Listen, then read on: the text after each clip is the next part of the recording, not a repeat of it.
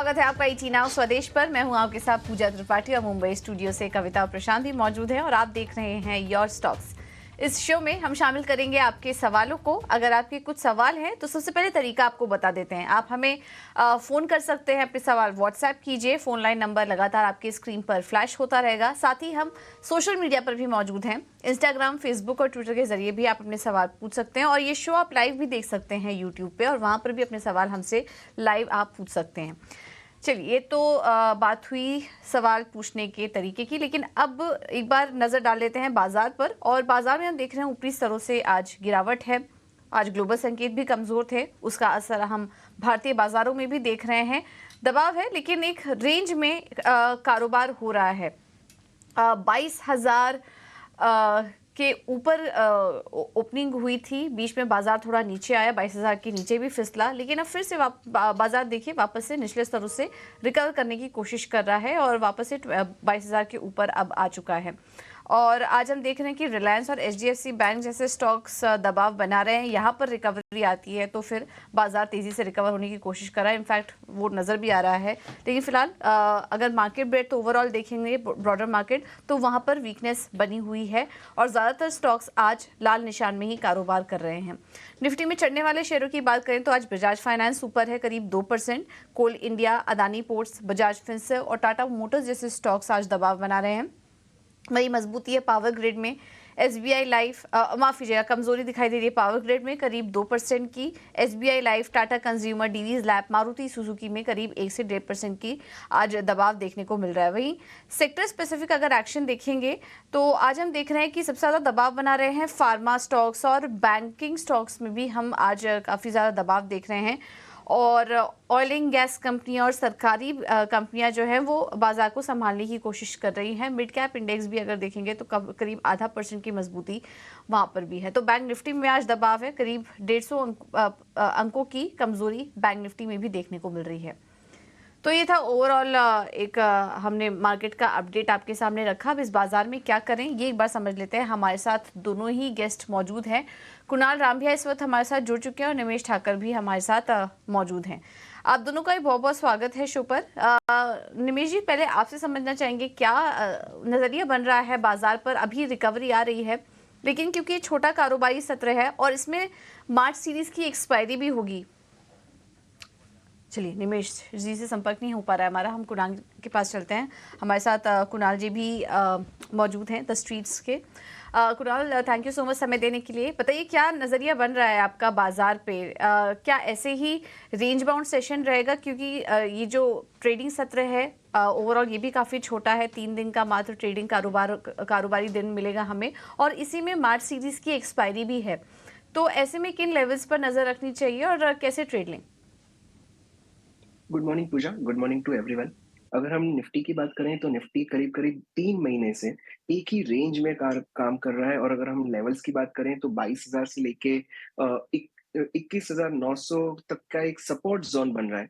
करीब 7 से 8 बार वहीं पे आके निफ्टी ने एक बढ़ोतरी दी है, एक बाउंस दिया है। सो आई थिंक जब तक ये 21,900 के नीचे स्पॉट लेवल नहीं जाता है तब तक हमें शायद यहाँ पे साइडवेज कंसोलिडेशन से बुलिश अप्रोच रखना ही लॉजिकल होगा। स्टॉक स्पेसिफिक मूव्स तो बहुत ही अच्छे काम कर रहे हैं और इस वीक के लिए स्पेसिफिकली बिकॉज ये ट्रंकेटेड वीक है और 3 ही दिन है ट्रेडिंग के लिए, तो 21,900 का एक सपोर्ट लेवल जो हमने बताया वही ध्यान में रखना होगा। अगर निफ्टी उसके नीचे जाता है तो शायद हम एक नेगेटिव रुझान ओपन होते दे सकते हैं। Otherwise this sideways behaviour might just continue. So 3 दिनों के लिए हमारे व्यूअर्स को सलाह होगी कि एक स्टॉक स्पेसिफिक मूवमेंट पे ज्यादा ध्यान दें और इंडेक्स को फॉर टाइम बीइंग अवॉइड करें हैं और शुरुआत करते हैं सवाल जवाब के सिलसिले का भी। हमारे पहले दर्शक भी हमारे साथ जुड़ गए हैं। हरिओम साहब, नमस्कार सर, क्या हालचाल? Good morning madam. Good morning sir, बताइए आपने किस स्टॉक में किस भाव पे खरीदारी कर रखी है, किस नज़रिए के साथ? मेरे पास मैडम बंधन बैंक के शेयर है, 206 रुपए के भाव से लिया है 1500। 206 के भाव पे लिया है, ओके। जी। कितना? काफी टाइम हो गया लिए अभी। बिल्कुल, हाँ, काफ़ी टाइम लग ही रहा है। और समय देना चाहते हैं क्या? नहीं तो मेरे पास वक्त कम है अभी। चलिए ठीक है। निमेश, बंधन बैंक 206 की इनकी बाइंग है, तो इनके बाइंग प्राइस से तो नीचे चल रहा है, काफ़ी पुरानी खरीद भी इनकी लग रही है। क्या और समय देना चाहिए क्या? वेरी गुड मॉर्निंग कविता। देखिए अभी बैंकिंग काउंटर के अंदर देखिए तो बैंकिंग काउंटर के अंदर बंधन बैंक के one of the weakest counter है, और जिस तरह से कंपनी के रिजल्ट्स आ रहे हैं कहीं पर भी एक स्ट्रॉन्ग ग्रोथ मोमेंटम देखने को नहीं मिल रहा है। बट ऑब्वियसली यहाँ से हम लोग देख रहे हैं क्रेडिट साइकिल जो है काफी स्ट्रॉन्ग है और सभी बैंकिंग अच्छी कर रहे हैं, बट बंधन बैंक में कहीं ना कहीं जो है वीकनेस देखने को मिल रही है। मुझे लग रहा है कि उसके अंदर बेटर है कि कहीं और फंडामेंटली स्ट्रॉन्ग जहाँ पर रिजल्ट इंप्रूव हो रहे हैं ऐसे कंपनी में अगर स्विच कर दे तो बेटर रहेगा। पीएसयू बैंक्स मुझे ये लेवल से भी काफी अच्छे लग रहे हैं। इसके अंदर अगर बात करें तो Canara bank one of the strongest counter है। पीएनबी भी काफी अच्छा है, तो मेरा मानना है कि केनरा बैंक और पीएनबी के अंदर आइदर आप स्विच कर देंगे तो बेटर स्ट्रेटेजी रहेंगी। अगर आपको प्राइवेट बैंक में ही जाना है तो मुझे लग रहा है कि आइदर आपको कोटक बैंक और एचडीएफसी बैंक के अंदर स्विच करना बेटर स्ट्रेटेजी बन सकती है। ठीक है, तो ये खास रणनीति आपके लिए आपके इस स्टॉक पे। चलिए अगले कॉलर को जोड़ते हैं। आदित्य हमारे साथ मुंबई से जुड़ चुके हैं। आदित्य जी गुड मॉर्निंग, पूछिए क्या जानना चाहते हैं। जी गुड मॉर्निंग सर। सर मेरे पास दीपक फर्टिलाइजर के शेयर्स है सर जी। 2000 क्वांटिटी है एट 620। कब लिया था आपने? सर अभी रिसेंटली लिया हुआ है सर। सर ये लॉन्ग टर्म का व्यू है, अराउंड 5 to 7 years का। ठीक है ठीक है। चलिए वैसे तो फर्टिलाइज़र शेयरों पर हाल फिलहाल हमने देखा कि अच्छी रैली नज़र आई है। इस वक्त आपके भाव से तो नीचे आ चुका है स्टॉक, लेकिन चूंकि आपका नज़रिया 4-5 साल का है तो ज़रा इस पर एक व्यू लेते हैं। कुणाल बताइए, दीपक फर्टिलाइज़र में क्या करना चाहिए? 620 की खरीद है, 4 से 5 साल रुक सकते हैं। प्रशांत, अगर हम लंबी अवधि के चार्ट की बात करें तो एक ट्रेंड तो बहुत ही पॉजिटिव है, रुझान बहुत ही अच्छी बनी हुई है। बट एक स्पेसिफिक ऑब्जर्वेशन इस काउंटर पे ये है कि जनवरी 2022 से लेके अब तक इस काउंटर ने करीब करीब 5 से 6 बार 500 से 510 के बीच में एक सपोर्ट लिया था। रिसेंटली इस काउंटर ने वो सपोर्ट को ब्रेक किया, नीचे आया। In fact extreme volumes as of now हो रहे हैं, लेकिन ये काउंटर फिर से 510 रिक्लेम नहीं कर रहा है। सो अगर यहाँ से अगर एक बार 510 रिक्लेम कर लेता है तो आई थिंक ये जो लंबी अवधि की रुझान है वो शायद और भी कंटिन्यू हो सकती है। 510 के ऊपर इस काउंटर में फिर से एक तेजी का माहौल देखने मिल सकता है और शायद हमें 700 तक के लेवल्स फिर से देखने मिल सकते हैं। बट फॉर टाइम बीइंग इस पे थोड़ी सी एहतियात बरतनी होगी, कॉशियस बरतना होगा। और अगर काउंटर कंसिस्टेंटली 500 के नीचे रहता है अगले 10 से 15 दिनों तक तो एक बार फिर से रिविजिट करिए और शायद यहाँ पे एक बार एग्जिट करने की भी सलाह बने। तो ये है नजरिया दीपक फर्टिलाइजर पर। भोपाल से हमारे साथ अगले दर्शक जुड़े हैं, राकेश वर्मा। राकेश जी सुन पा रहे हैं हमें? हाँ सुन पा रहा हूँ मैडम। हेलो जी जी जी राकेश जी सवाल पूछिए अपना। मेरा सुजलॉन मैंने शेयर लिए हुए है 9 रुपए के भाव से, 55 शेयर है, और जेपी पावर 5 रुपए के भाव से 10,000 शेयर है। हाँ मेरा शेयर सुजलॉन से है, से भाव से लिए हुए हैं मैंने 55 राकेश जी शेयर। कहाँ से? जी जी राकेश जी कहाँ से बोल रहे हैं आप? अहमदाबाद गुजरात। अच्छा अच्छा, सॉरी मैंने जी जी शुरुआत में मैंने थोड़ा जगह का नाम गलत ले लिया था। तो अहमदाबाद से हैं आप और सुजलॉन है आपके पास, और दूसरा कौन सा स्टॉक बताया आपने? जेपी पावर 5 रुपए के भाव से 10,000 शेयर है। अच्छा चलिए, तो मैं होल्ड कर सकता हूँ? अच्छे लेवल्स पर आपने एंट्री की राकेश जी, उसके लिए हाँ हाँ जी जी जी जी चलिए आपको सलाह दे देते हैं।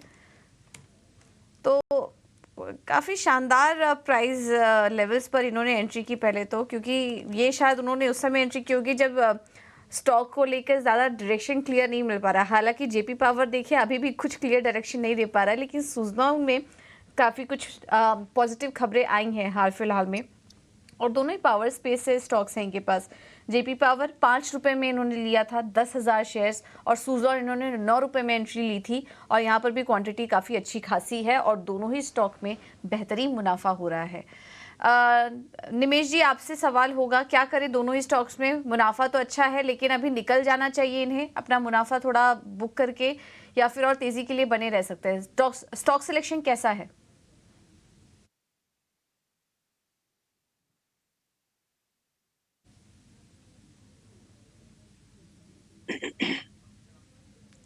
निमेश जी, आप सुन पा रहे हैं?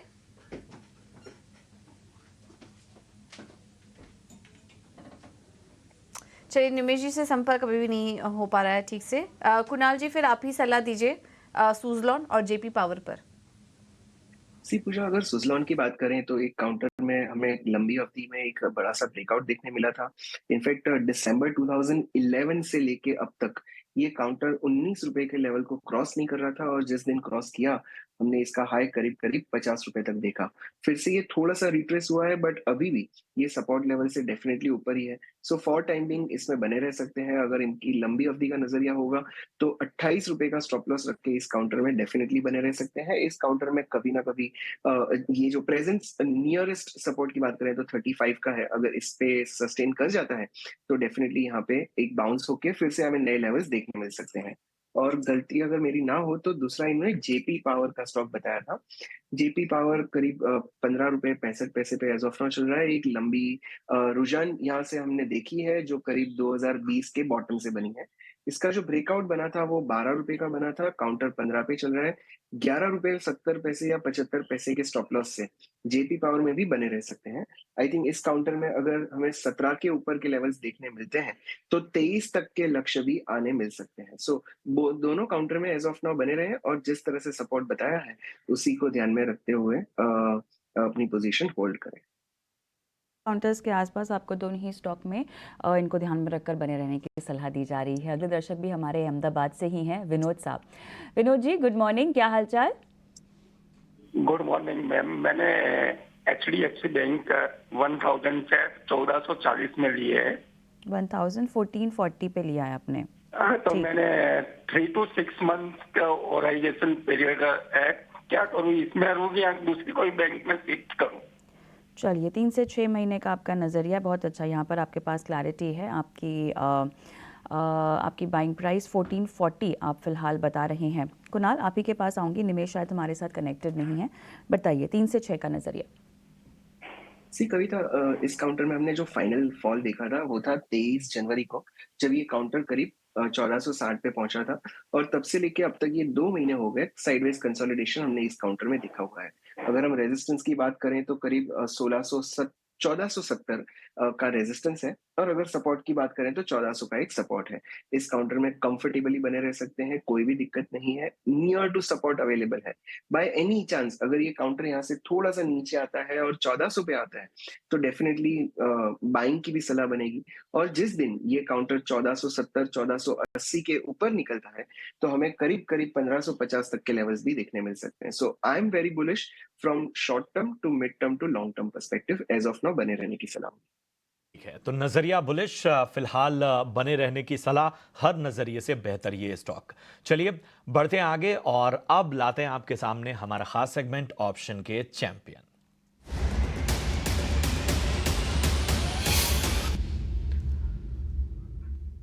और हमारे साथ इस वक्त जुड़ चुके हैं संतोष मीणा जी। संतोष जी, गुड मॉर्निंग, बताइए आज ऑप्शन की रणनीति आपकी क्या है? मेरी रणनीति रहेगी कि एलटी पे फोकस किया जाए, बिकॉज मार्केट वॉलेटाइल है, लेकिन ये काउंटर काफी स्ट्रेंथ शो कर रहा है। मुझे लगता है आने वाले 1-2 दिनों में एक्सपायरी के आसपास बहुत अच्छा मोमेंटम दे सकता है, और कोई नेक्स्ट रिस्क के लिए भी खरीदना चाहे तो इस स्टॉक पर फोकस रखना चाहिए। बट आज के लिए एलएनटी का आप 3640 का कॉल ऑप्शन खरीद सकते हैं, जो करीबन 28-30 रुपए के आसपास ट्रेड कर रहा है। यहाँ पर 18 रुपए का स्टॉप लॉस रखना है और 50 रुपए का टारगेट मेंटेन करना है। ये 3640 का कॉल ऑप्शन इसी सीरीज का है।